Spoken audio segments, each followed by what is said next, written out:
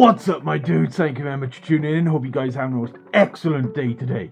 So I was recently browsing the internet and I stumbled across an article that was suggesting a group of non-furries believe that the furry fandom should be rolled in under the LGBTQ plus umbrella. And when I first saw this, I thought, what the heck is this all about? So I clicked the link just to have a look at what they had to say about the matter. So Google was pushing this article by the Daily Wire, which is kinda sus in itself, and they're claiming that the UCLA want to add furries to the LGBTQ+. However, when I actually went and looked up the original article by UCLA, it's actually part of their winter magazine, and as best I can tell, it's actually comparing the experiences of furries to that of queer people. It's not actually saying we should add an F to the LGBTQ. Not that that's ever stopped people like Daily Wire claiming that's what they're saying. You know, they'll claim anything if it gets headlines. And I had a feeling this article by the Daily Wire was pure bullshit.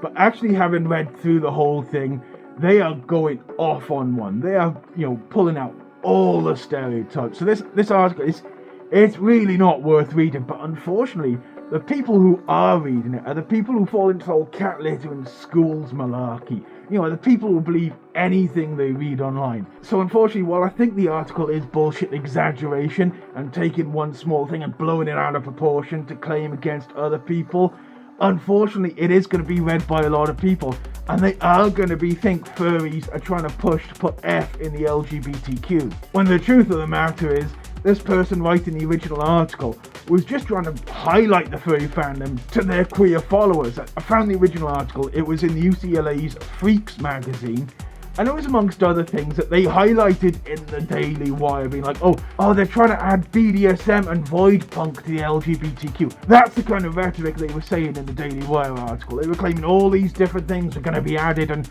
oh my god, what's all this about? Oh, clutching their pearls. And I gotta admit, when reading the UCLA article, there was a hell of a word salad that went completely over my head. I didn't understand everything they were saying. I am just a dumb fox at the end of the day. But one thing I did pick up on is when they said that the furry fandom provides a safe space for people to just be themselves. And I gotta agree on this point. While not every furry is queer, queer people are welcomed into the fandom with open arms and encouraged to actually, express themselves in the ways that they want to express their queerness. However, one assertion of the article itself, which, I think is kind of pushing it a little, is when it refers to the fandom itself as queer. After all, to a lot of furries, it is just a hobby, and I don't think being part of a hobby is enough to make someone LGBTQ. I mean, they aren't Pokemon, you don't have to collect all the letters, if you know what I mean. But on the flip side, the article does reference a paper back from 2008, which, is a little while ago, by Dr. Kathleen Gabassi. A lot of you people may know her as one of the researchers behind the fur science, that indicates that some furries may be pathologized as having something called species identity disorder,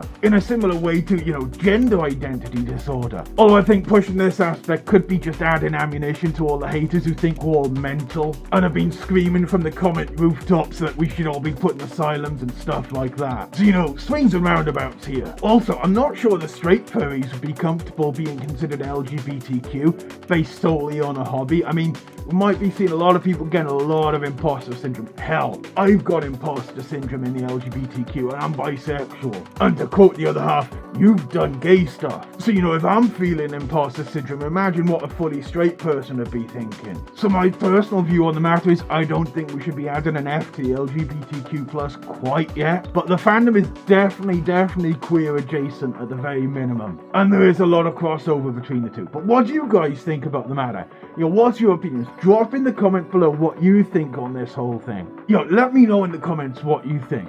Anyway, I hope you enjoyed this video. If you did, drop a like, subscribe, all that good YouTube stuff. Consider joining my Patreon. You'll be seeing the names of my Patreon supporters on the screen now.